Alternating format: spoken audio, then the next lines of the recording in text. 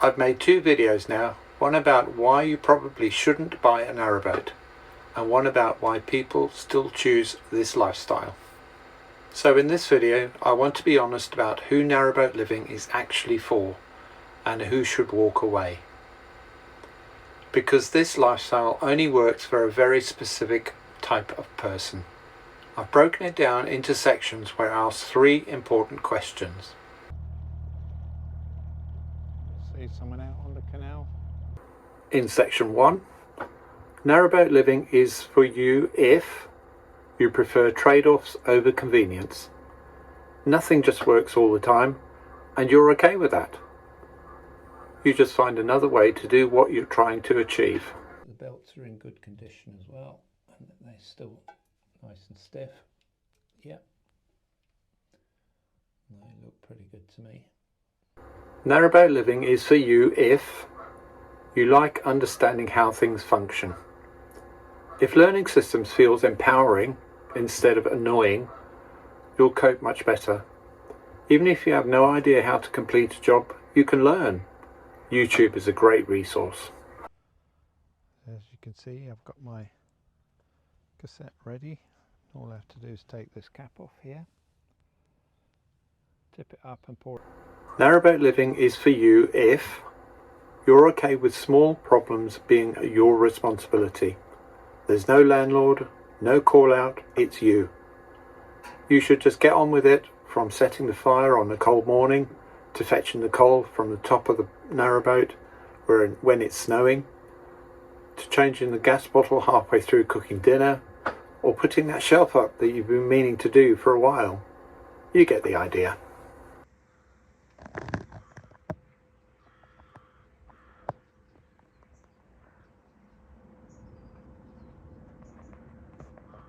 Narrowboat living is for you if you value independence more than comfort by default.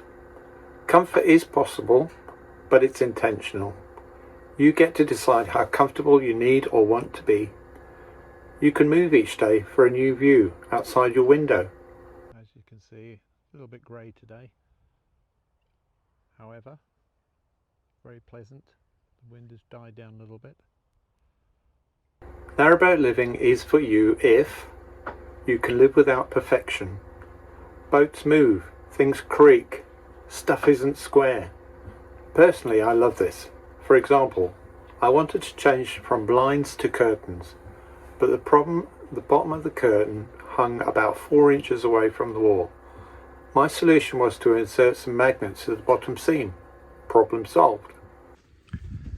And as you can probably hear, stairs are a bit creaky. Oh.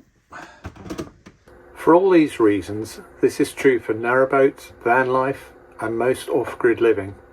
Small systems punish unrealistic expectations. Moving on to section 2. This life is not for you if you want reliability above all else. If breakdowns cause anxiety rather than problem solving mode, this will be stressful.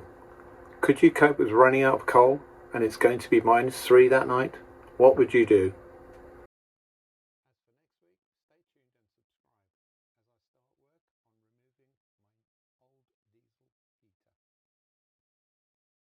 This life is not for you if you hate ongoing maintenance. It never ends. It just changes form. You will have a running list of things that need to be done, from mopping up the morning condensation on your windows to fixing those unsightly rust spots that have appeared from nowhere. Engine maintenance, hull blacking, it never ends.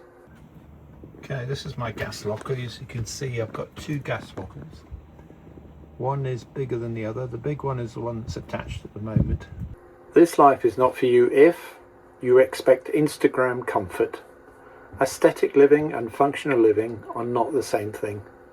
Making your home look pretty is nice, but will you be able to find everything and will it work when you need it to? This is a picture of underneath the walkway in the boat next door to me. See how the ice has lifted as it's frozen. This life is not for you if you don't want lifestyle decisions affecting daily routines. Weather, location and systems all shape your day. The weather will dictate when and what you can do on your narrowboat. If it's raining, you can't hang your washing out to dry. If the canals are frozen over and you need water, well, that's a big problem you have to solve.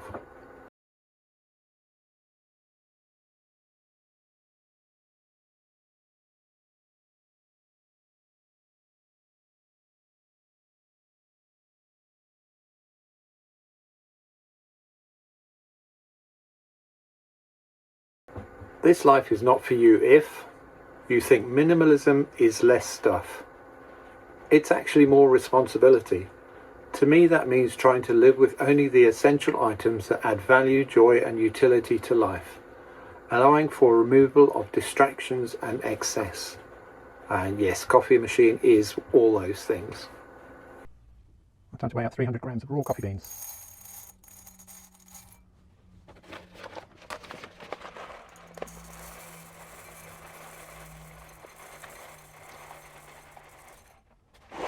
Now, section 3, the deciding question, most important. The real question isn't whether narrowboat living is good or bad. It's whether you want a life where how you live matters more than what you own. As you can see, there's enough space for at least 2 boats, possibly 3, depending on the length, of course.